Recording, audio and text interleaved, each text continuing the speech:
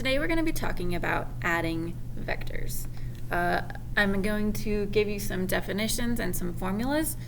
So again, you might want to copy these down ahead of time or just go when I do it. First is the resultant vector. The resultant vector is the sum of two or more vectors. It has its own magnitude and directions. Remember, magnitude is the length of the vector, and then the direction is where the vector is going. We're going to do this in a couple different ways. First, geometrically. First, we're going to draw the vectors what's called tip to tail, where you're going to put one vector and then you're going to draw the other vector at the end of the first one. The resultant is going to be the vector drawn from the very beginning to the very end of the arrows. So we're going to do some examples on the example worksheet that you have. So we're going to use our ruler and protractor to draw the vector in addition, and then we're going to use our ruler and protractor to find the direction and magnitude of the resultant. The angles that were given here are in standard position, so those are your unit circle measurements. So our first example, we're going to add vector A and B when, remember, this is the symbol for magnitude. So the magnitude of vector A is 2.5 centimeters at an angle of 50, and vector B is 3 centimeters at an angle of 300. Now I've just drawn one horizontal line, but if it helps you to do a vertical line as well so you can see the different quadrants, then go ahead and do that. So the first thing, we're going to draw vector A. So I'm going to use my protractor. We're at an angle of 50 degrees, standard position. So I'm just going to go from my line up to 50, put a dot there, and we're measuring 2.5 centimeters in that direction. There's 2.5. There. So this is vector A.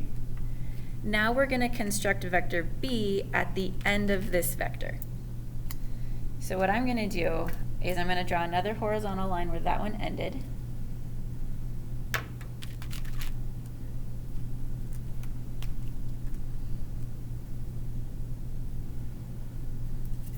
And I'm going to measure from that line the second one. So the second vector here is 300. So 300 in standard position would be in this quadrant here.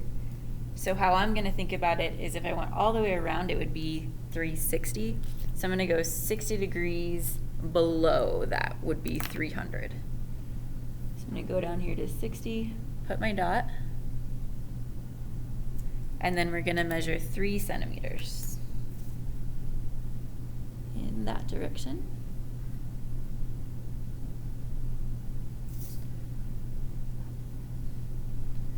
Okay, so this is vector B. The resultant vector, and this is tip to tail. So we put one vector on the other one. The resultant vector is going to be the vector that goes from where we started to where we ended. So I'm just going to draw that in here. So this red vector that I've drawn, this is A plus B. Okay, so think about this if you're taking a trip. You're going up and over here, so you ended up here, then you turned around and went here. This vector represents your displacement, what happened from the beginning to the end. Now we're going to use the ruler to find the length of this, and obviously they're going to be slightly different depending on how accurate your drawing is. I got about 3.3 here, so my magnitude of A plus B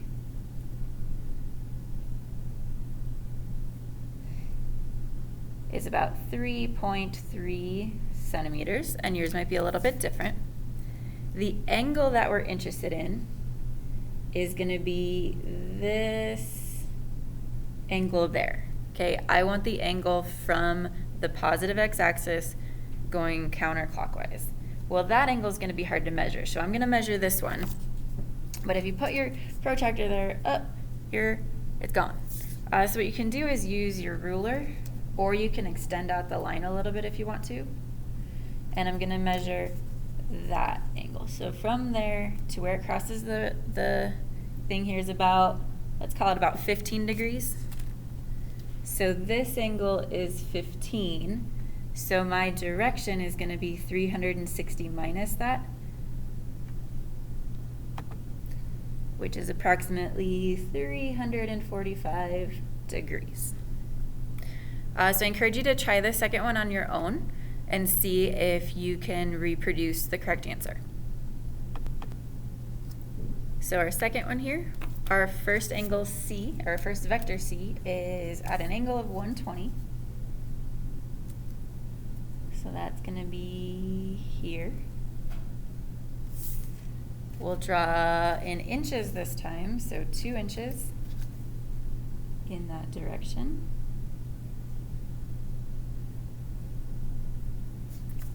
Draw our arrow to indicate direction. So this is vector C. I'll draw a horizontal line where that one ends.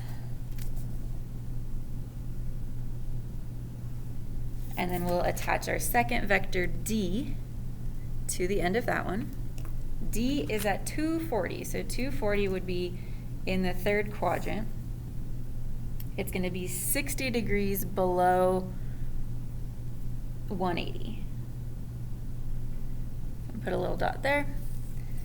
And we're going 1.5 inches in this direction.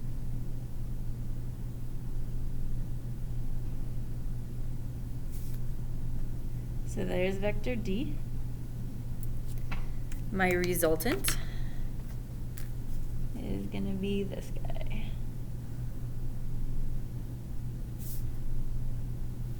So this is vector C plus D. If I measure it,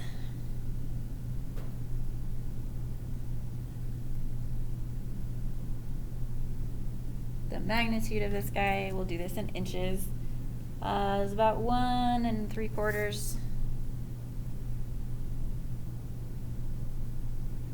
Or you could do 1.75.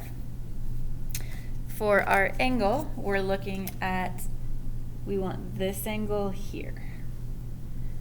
Okay, because that would be from the positive x-axis. Go ahead and use my ruler to help us out again. So we put that there. We're at about 166 or so there.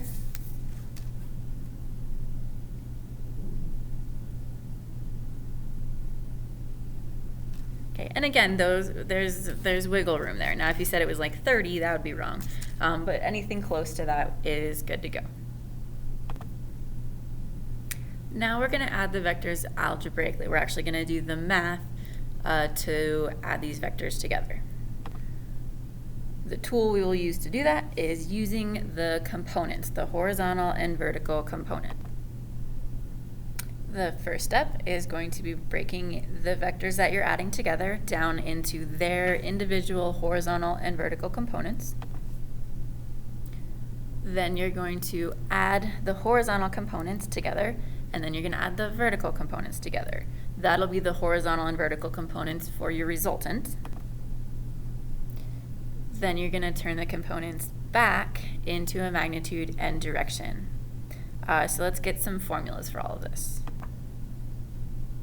Okay, first, from a magnitude and direction to components. So we would already did this. So let's say this is my vector here. And I want to break it down into a horizontal, which I'm going to call X, and a vertical, which I'm going to call Y. So what we have is a magnitude and a direction. So this is old news. Our X, our horizontal component, is going to be the magnitude times the cosine of the angle. The vertical piece is going to be this times this sine.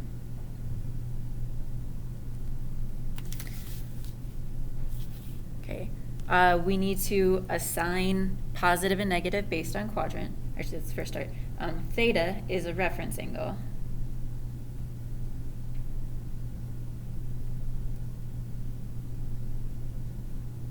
Okay, so you find the reference angle, that's our theta, and then you're going to need to assign positive versus negative based on the quadrant.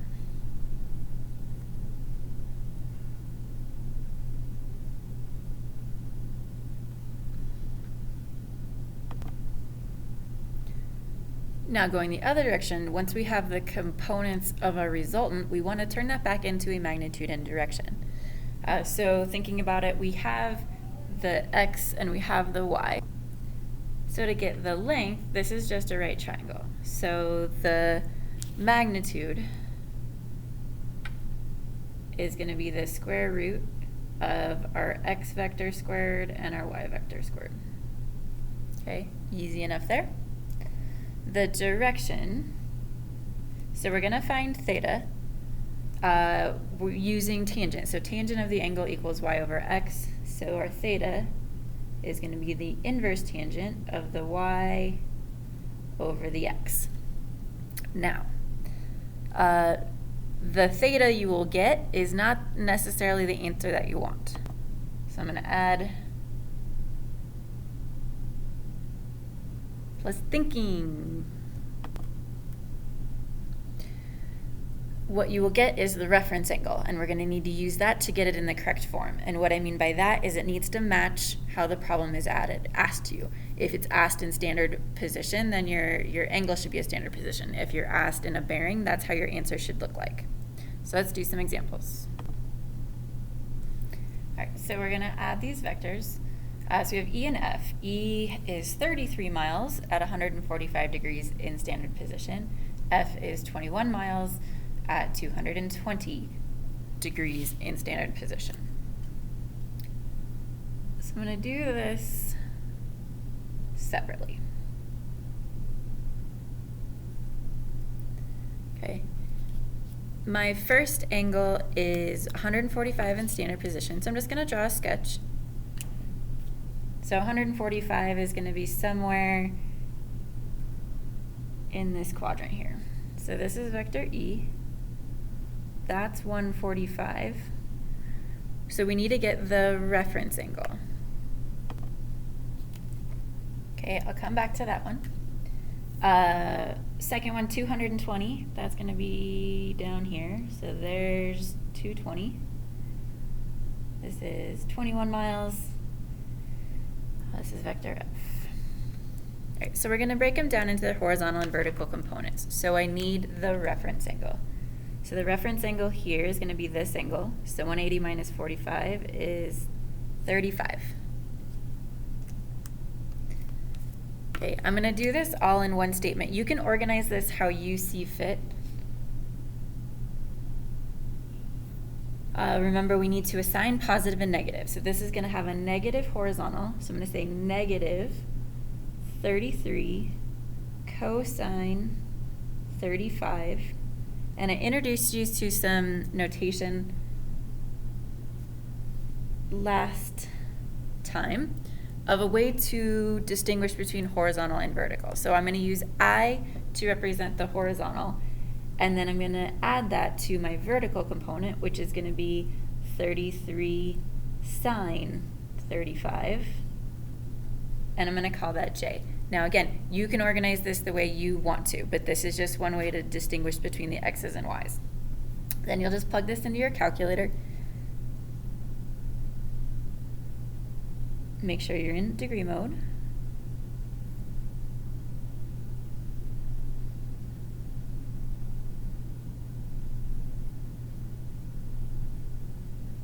Okay, so that's this one broken down into its components. We'll do the same thing over here.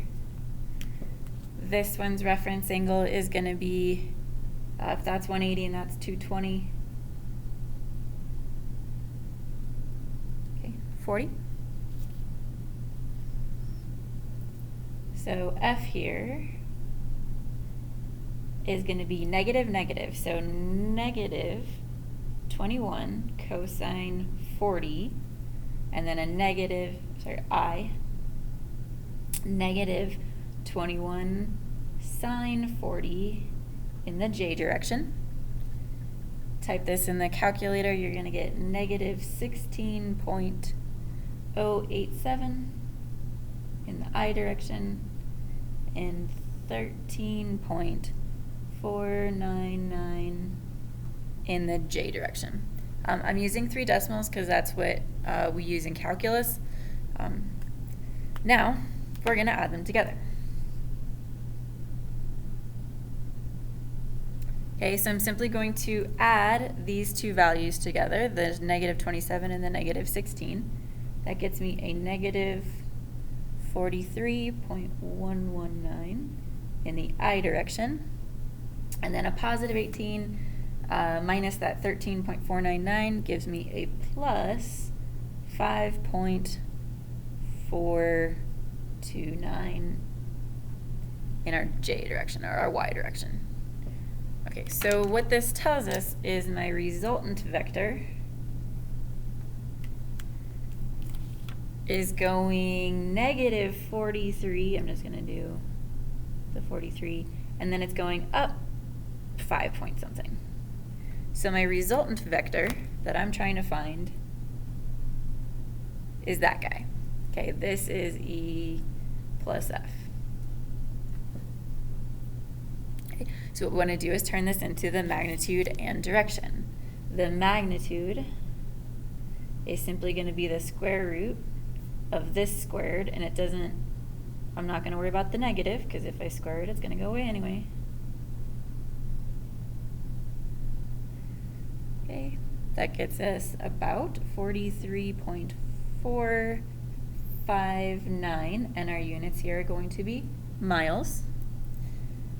For the direction, we will start by finding this angle here. So my direction is going to be the tangent inverse of the 5.429 over, again, don't worry about the negative. All the negative is going to do is give you a negative answer, and I don't want that to confuse you. So we get an angle of 7.176. Okay, but this angle, this vector, is not going at an angle of 7 degrees. That would be over here. So this angle is 7. So to get my direction, I'm going to take 180 minus this. And that's the thinking part of it. It's going to be different based on what type of vector we're finding, and then what quadrant we're in. So 172.824. So our answer should make sense when we draw our picture. 172, yeah, that makes sense for our standard position angle. So we'll do another. All right, now we're going to add G and H, where G is 265 meters at a bearing of 10 degrees, and H is 225 with a bearing of 130. So I'm going to sketch my pictures.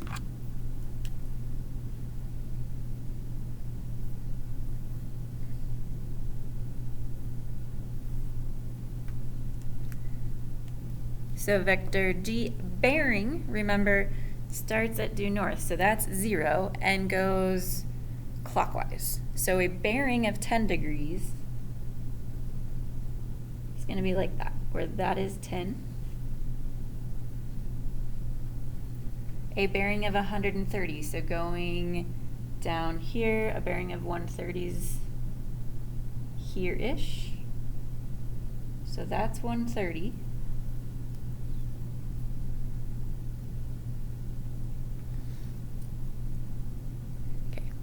Then I'm going to turn this into components. So I need the reference angle. If this is 10, my reference angle is going to be 80.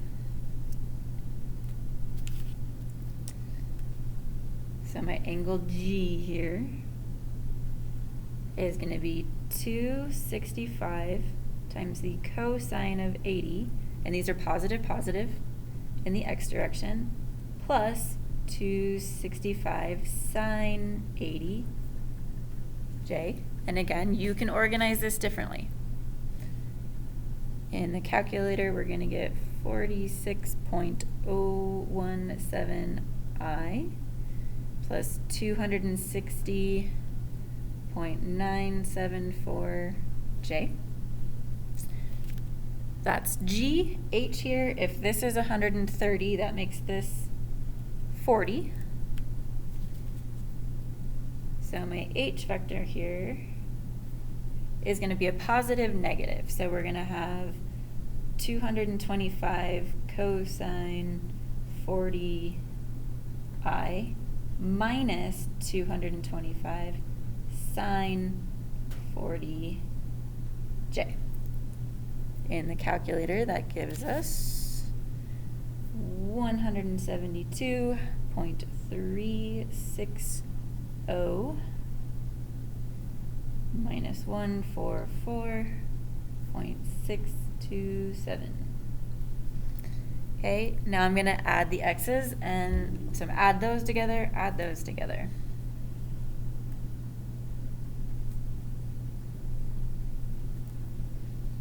So 46 plus the 172,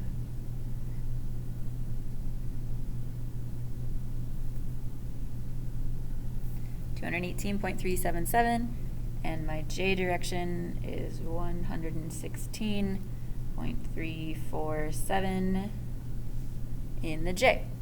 So we need to turn this back into a magnitude and direction. So what we have is we're positive 218 here and a positive 116 here.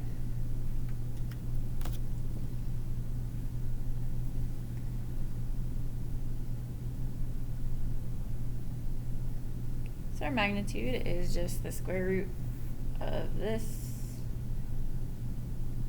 squared plus this squared,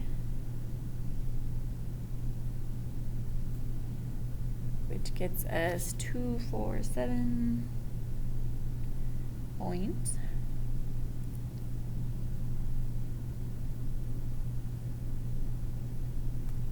That'll be in meters. Then we're going to find our direction, starting with the tangent inverse.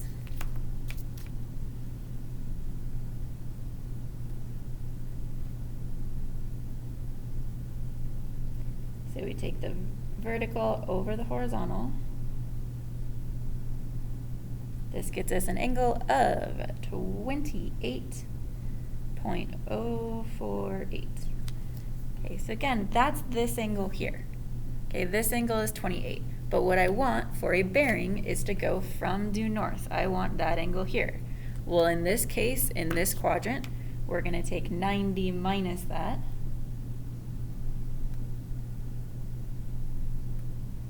which gets us a bearing of 61.952.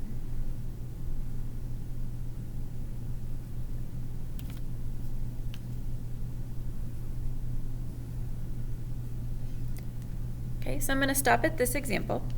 You feel free to copy down the information for the last two. It's the same process, just with the other types of angles. But this is how we add vectors.